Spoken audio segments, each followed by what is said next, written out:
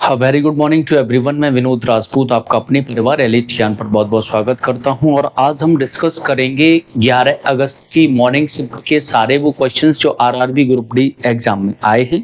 तो बने रहिए आप हमारे साथ और इन क्वेश्चंस एनालिसिस आप इतना कुछ आइडिया कर पाएंगे कि आगे जो एक्सपेक्टेड है वो क्या, किस टॉपिक को पढ़ना है आगे और किस टाइप के क्वेश्चंस आ सकते हैं, इससे रेलेवेंट क्वेश्चन आ सकते हैं। तो इन सबको हम डिस्कस करेंगे, बने रहिए हमारे साथ और डिस्कस करते हैं आज का पहला प्रश्न। पहला प्रश्न है कि निम्नलिखित में से कौन सा सस्पेंशन या निलंबन का एक सटीक उदाहरण है। के ऑप्शन है मडी वाटर यानी मिट्टी का वाटर, ऑप्शन बी है स्टार्च सॉल्यूशन, ऑप्शन सी है नमक का पानी और ऑप्शन डी है चीनी का घोल। इसका जो राइट आंसर है आपका वो है मडी वाटर या मिट्टी का पानी, इसका राइट आंसर है। जो स्टार्च सॉल्यूशन एक क्लोराइड सॉल्यूशन है जिसका कण नीचे की ओर बैठ जाते हैं, ये आप और याद रखिएगा स्टार्च से रिलेटेड। नेक्स्ट है आपका कि पौधे की चौड़ाई या मोटाई में वृद्धि, द्वितीयक वृद्धि के लिए कौन सा स्थायी ऊतक जो कोशिका विभाजन के लिए होता है मुख्य रूप से जिम्मेदार है, यानी इसके लिए कौन सा जो कोशिका है वो जिम्मेदार होती है पेड़ की मोटाई और चौड़ाई के लिए। आपके ऑप्शन है क्या वो जाइलम है, ऑप्शन बी है क्या फ्लोएम है, ऑप्शन सी है क्या कैम्बियम है और ऑप्शन डी है आपका क्या वो पैरेन्काइमा है। इसका जो राइट आंसर है आपका वो है कैम्बियम। कैम्बियम वो कोशिका है जिसके माध्यम से आप ये जान पाओगे पेड़ की मोटाई चौड़ाई जो बढ़ती है वो कैम्बियम कोशिका के द्वारा होती है। बाकी इसमें ऑप्शन जाइलम दे रखा है, तो जाइलम जो जल का परिवहन होता है पौधे के अंदर प्रकाश संश्लेषण क्रिया के दौरान वो जाइलम के द्वारा होता है। बाकी फ्लोएम के द्वारा खाना बनाता है, यानी खाने की जो प्रक्रिया है, जो भोजन की प्रक्रिया है वो फ्लोएम के द्वारा की जाती है। नेक्स्ट क्वेश्चन की ओर चलते हैं। नेक्स्ट है आपका कि गुटखा और तंबाकू चबाने से लगातार सेवन से मुख्य रूप से किस प्रकार का कैंसर हो जाता है। यानी गुटखा और तंबाकू आप लगातार चबा रहे हैं तो उसके सेवन से कौन सा कैंसर होता है। आपके ऑप्शन है फेफड़ों का कैंसर, ऑप्शन बी आपका मुख का कैंसर यानी ओरल कैंसर जिसे बोला जाता है, ऑप्शन सी आंत का कैंसर और ऑप्शन डी है यकृत यानी लीवर का कैंसर। इसका जो राइट आंसर है आपका वो है मुख का कैंसर। आप जब भी गुटखा खाते हैं तो उस पर लिखा रहता है कि ये कैंसर के लिए हानिकारक यानी कैंसर कॉजेज है, तो इसके लिए मुख का कैंसर होता है तंबाकू या गुटखा चबाने से, ये आप याद रखें। नेक्स्ट है आपका तंबाकू में निकोटिन होता है इसकी वजह से होता है। नेक्स्ट है कि निम्नलिखित में से कौन सा योगात्मक अभिक्रिया जो एडिशनल रिएक्शन के प्रति सबसे अधिक क्रियाशील है। आपके ऑप्शन है मीथेन, ऑप्शन बी है इथेन, ऑप्शन सी है इथीन यानी C2H4 और ऑप्शन डी है आपका प्रोपेन। इसका जो राइट आंसर है वो है इथीन यानी C2H4 आपका यौगिक योगात्मक अभिक्रिया है, याद रखिएगा। नेक्स्ट क्वेश्चन की ओर चलते हैं। नेक्स्ट आपका जो घास, टिड्डा, मेंढक, सांप की जो खाद्य श्रृंखला में जैव आवर्धन के कारण किस जीव में रसायन की सांद्रता सबसे अधिक होती है, ये प्रश्न है आपका। इसके ऑप्शन हैं आपके क्या घास की होती है, ऑप्शन बी है टिड्डा, ऑप्शन सी है मेंढक और ऑप्शन डी है आपका सांप। इसका जो राइट आंसर है आपका वो है सांप। सांप एक ऐसा है जिसमें घास, टिड्डा, मेंढक और सांप की श्रृंखला में सबसे जैव आवर्धन है वो सांप होता है। नेक्स्ट क्वेश्चन की ओर चलते हैं। नेक्स्ट है आपका कि न्यूटन के गति के पहले नियम के अनुसार यदि कोई वस्तु विरामावस्था में है और उस पर एक संतुलन अनबैलेंस्ड फोर्स लगाया जाता है तो क्या होगा। आपके ऑप्शन है वस्तु विरामावस्था में ही रहेगी यानी विरामावस्था में ही रहेगी, ऑप्शन बी है वस्तु गति करना शुरू कर देगी, ऑप्शन सी आपका कि वस्तु का द्रव्यमान कम हो जाएगा और ऑप्शन डी है कि वस्तु की जो दिशा है वो उलट जाएगी। इसका जो राइट आंसर है वो है कि वस्तु गति करना शुरू कर देगी अगर ऐसा होता है तो, याद रखिएगा। नेक्स्ट है आपका कि पौधों में प्रकाश संश्लेषण जो फोटोसिंथेसिस के दौरान जो रंध्र है स्टोमेटा है का मुख्य कार्य क्या होता है। आपके ऑप्शन है पानी का अवशोषण, ऑप्शन बी है जो गैस CO2 और O2 का विनिमय करना, ऑप्शन सी है सूर्य के प्रकाश को कैद करना और ऑप्शन डी है जड़ों को ऑक्सीजन देना। इसका जो राइट आंसर है आपका वो है गैस जैसे CO2 और O2 का विनिमय करना ही फोटोसिंथेसिस क्रिया के अंतर्गत किया जाता है। नेक्स्ट है आपका कि जब एक खिलाड़ी स्थिर फुटबॉल को किक मारता है और वह गति करने लगता है तो यह किस प्रकार के बल का उदाहरण है। यानी पूछा जा रहा है कि किस प्रकार का बल है। आपके ऑप्शन संतुलित बल है, ऑप्शन बी असंतुलित बल है, ऑप्शन सी है घर्षण बल है और ऑप्शन डी है गुरुत्वाकर्षण बल है। इसका जो राइट आंसर है वो है ये एक अनबैलेंस्ड यानी असंतुलित बल है। जब फुटबॉलर स्थिर रहती है तो उस पर संतुलित बल कार्य कर रहा होता है, ये भी आप याद रखिएगा। नेक्स्ट है आपका कि साबुन का विलयन धुंधला क्यों दिखाई देता है। आपके ऑप्शन है क्योंकि साबुन पानी में पूरी तरह घुल जाता है, ऑप्शन बी है क्योंकि साबुन के मिशेल प्रकाश का प्रकीर्णन जो स्कैटरिंग कर देते हैं, ऑप्शन सी है क्योंकि साबुन प्रकाश को सोख देता है और ऑप्शन डी है आपका क्योंकि साबुन पानी का रंग बदल देता है। इसका जो राइट आंसर है आपका वो है ऑप्शन नंबर बी क्योंकि साबुन के मिशेल प्रकाश का प्रकीर्णन जो स्कैटरिंग है उसे कर देते हैं, ये इसका राइट आंसर है। नेक्स्ट क्वेश्चन है कि जड़ और तने के शीर्ष पर कौन सा ऊतक पाया जाता है जो पौधे की लंबाई बढ़ाता है, ये आपसे पूछा जा रहा है। आपके ऑप्शन है पार्श्व विभेयोतक, ऑप्शन बी है शीर्षस्थ विभेयोतक, ऑप्शन सी है अंतर्वेशी विभेयोतक और ऑप्शन डी है आपका क्या वो परमानेंट टिश्यू होता है यानी स्थायी ऊतक होता है। इसका जो राइट आंसर है आपका वो है ऑप्शन नंबर बी यानी जो शीर्षस्थ जो एपिकल मेरिस्टेम है वही इसका राइट आंसर है, मेरिस्टेम। नेक्स्ट क्वेश्चन है कि रदरफोर्ड के अल्फा कट जो प्रकीर्णन प्रयोग के अनुसार परमाणु का धनात्मक आवेश कहाँ स्थिर होता है। आपके ऑप्शन है इलेक्ट्रॉनों की कक्षाओं में, ऑप्शन बी है आपका परमाणु की बाहरी परत में, ऑप्शन सी आपका नाभिक यानी न्यूक्लियस में और ऑप्शन डी है आपका पूरे परमाणु के समान रूप से। इसका जो राइट आंसर है वो नाभिक में होता है, न्यूक्लियस में होता है, ये याद रखिएगा। रदरफोर्ड की सोने की पतली परत पर प्रयोग करके सिद्ध किया कि परमाणु का सारा धनात्मक जो आवेश और भारी वजन उसके केंद्रीय नाभिक में होता है। ये सोने की रॉड यानी इस पर किया था ये प्रयोग रदरफोर्ड। नेक्स्ट है आपका कि विद्युत चुंबकत्व में प्रयुक्त राइट हैंड थंब रूल जो दाहिने हाथ के अंगूठे के नियम का दूसरा नाम क्या है। आपके ऑप्शन है न्यूटन का नियम, ऑप्शन बी है फैराडे का नियम, ऑप्शन सी है लेंज का नियम और ऑप्शन डी है आपका मैक्सवेल का क्रॉक स्क्रू नियम। इसका जो राइट आंसर है आपका वो ऑप्शन नंबर डी यानी मैक्सवेल का क्रॉक स्क्रू नियम कहा जाता है। राइट हैंड थंब रूल का एक और अन्य नाम है, याद रखिएगा। नेक्स्ट है आपका कि आयनिक यौगिक अपनी प्रकृति में भंगुर जो ब्रिटल क्यों होते हैं। आपके ऑप्शन है क्योंकि उनके बीच का बंधन बहुत कमजोर होता है, ऑप्शन बी है क्योंकि बल लगाने के समान आवेश आमने सामने आते हैं और वो प्रतिकर्षित करते हैं, ऑप्शन सी है क्योंकि वे पानी में आसानी से घुल जाते हैं और ऑप्शन डी आपका क्योंकि वे विद्युत के कुचालक होते हैं।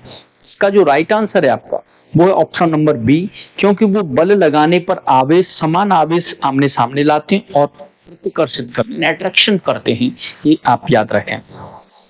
नेक्स्ट क्वेश्चन है आपका कि जब सोडियम हाइड्रोक्साइड NaOH को जल में घोला जाता है तो कौन सा आयन मुख्य रूप से मुक्त होता है। आपके ऑप्शन है हाइड्रोजन आयन यानी H+ आयन, ऑप्शन बी है सोडियम आयन यानी Na-, ऑप्शन सी आपका हाइड्रोक्साइड आयन OH- और ऑप्शन डी आपका हाइड्रोक्साइड आयन।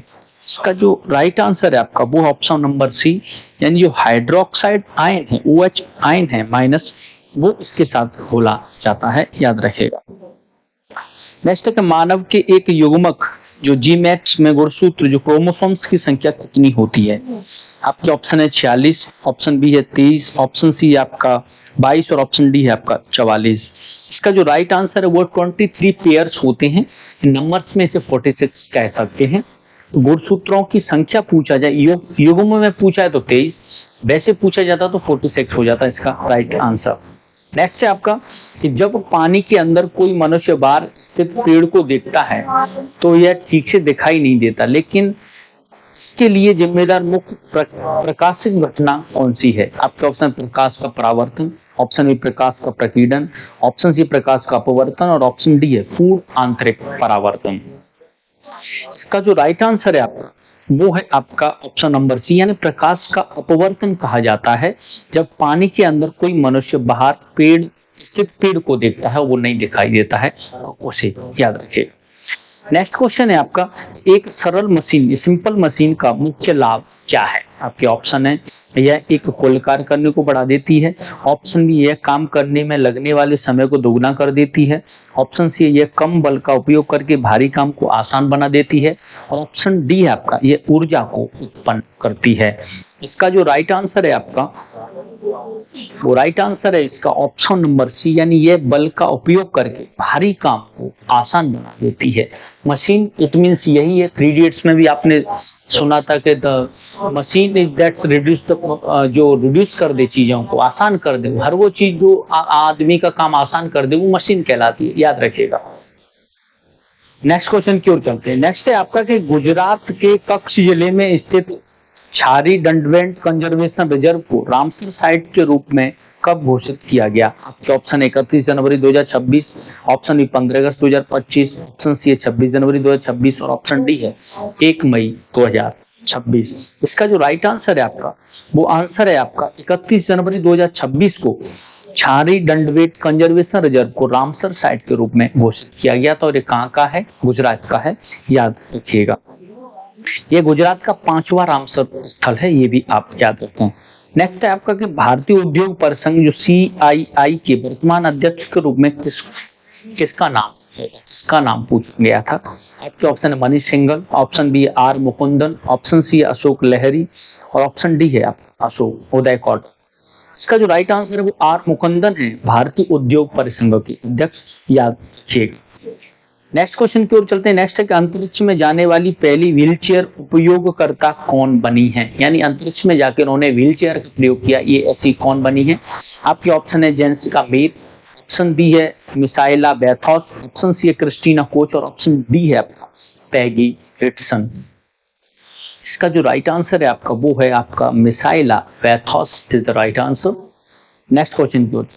नेक्स्ट है आपका कि 21 अप्रैल 2026 में या अप्रैल 2026 में भारत और श्रीलंका के मध्य द्विपक्षीय गोताखोरी अभ्यास कहाँ आयोजित किया गया? आपके ऑप्शन है कोची, ऑप्शन बी है चेन्नई, ऑप्शन सी कोलंबो और ऑप्शन डी आपका त्रिशंकु। इसका जो राइट आंसर है आपका, वो आंसर है कोलंबो, श्रीलंका में द्विपक्षीय गोताखोरी अभ्यास किया गया, याद रखिएगा। आपको बता दूं कि स्लीनैक्स भी भारत और श्रीलंका के मध्य एक युद्ध अभ्यास है, याद रखिएगा।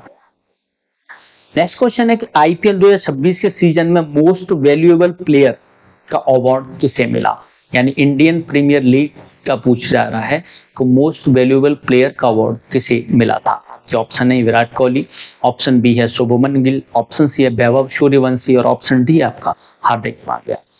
इसका जो राइट आंसर है वो मोस्ट वैल्यूएबल प्लेयर आपका अवार्ड मिला है वैभव सूर्यवंशी को। ये राजस्थान रॉयल्स से सलामी बल्लेबाज यानी ओपनर है और काफी धमाल कर रहे हैं ये क्रिकेट में अभी। नेक्स्ट क्वेश्चन की ओर चलते हैं। नेक्स्ट है आपका कि मई 2026 में बीजेपी यानी भारतीय जनता पार्टी ने पहली बार किस राज्य में ऐतिहासिक जीत दर्ज कर अपनी सरकार बनाई है? मोस्ट इंपोर्टेंट था, मैंने पहले भी कराए थे क्वेश्चन जो आ चुका है आपके 11 अगस्त की शिफ्ट में। तो पूछा जा रहा है कि कौन से राज्य में सरकार बनाई है पहली भारतीय जनता पार्टी ने? आपके ऑप्शन है केरल, ऑप्शन बी है तमिलनाडु, ऑप्शन सी है वेस्ट बंगाल यानी पश्चिम बंगाल और ऑप्शन डी है आपका उड़ीसा।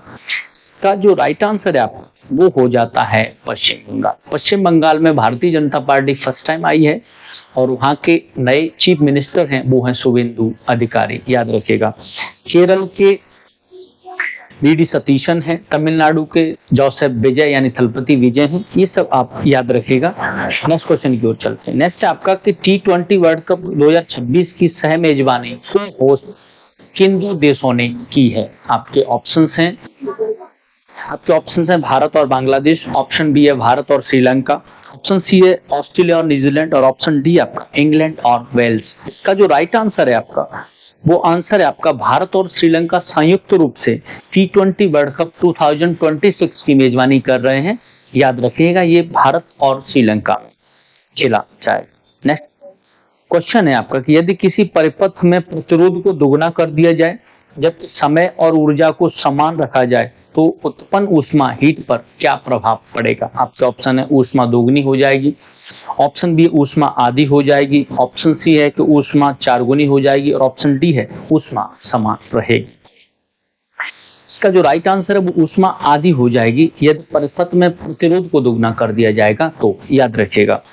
नेक्स्ट क्वेश्चन है आपका कि 2026 के फेडरेशन कप के दौरान 100 मीटर की दौड़ में 10.09 सेकंड का नया राष्ट्रीय रिकॉर्ड धावक ने बनाया। आपके ऑप्शन है अमलान बोरगोहन, ऑप्शन बी है गुरविंदर सिंह, ऑप्शन सी है हिमा दास और ऑप्शन डी आपका द्युति चंद।